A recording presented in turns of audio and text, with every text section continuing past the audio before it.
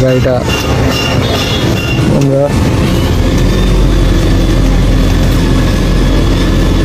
গাড়িটা স্টাডি অবস্থায় আছে।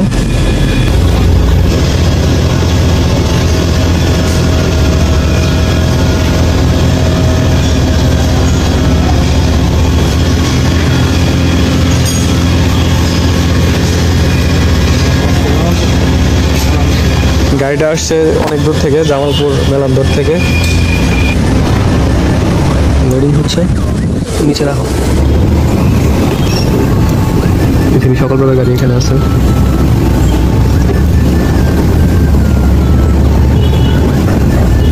গাড়ি শেষ নাই, কমনে যাবো। তো তারপর যাবো হচ্ছে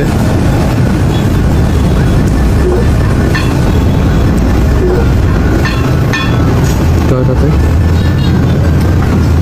ট্রাই করবো।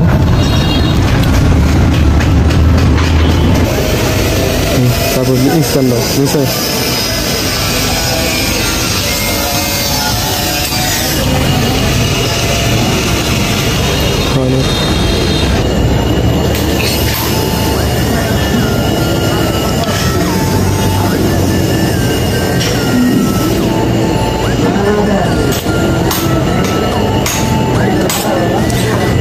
ব্রেক সিস্টেমের সমস্যা এটা। হ্যাঁ, অ্যাবনর্মাল অ্যাকুমুলেটর।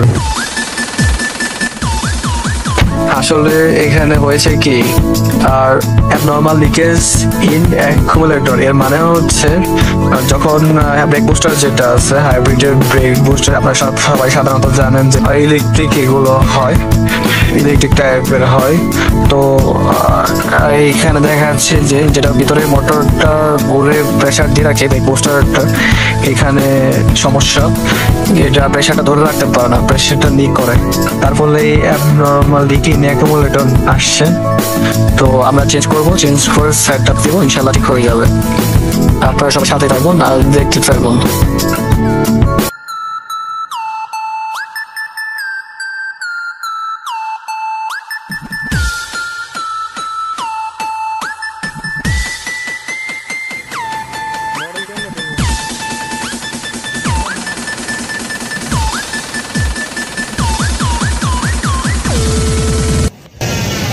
আসুন আপনাদের দেখাই হাইব্রিডের ব্রেক বুস্টার পরিবর্তন করলে কিভাবে ক্যালিব্রেশন করতে হয়।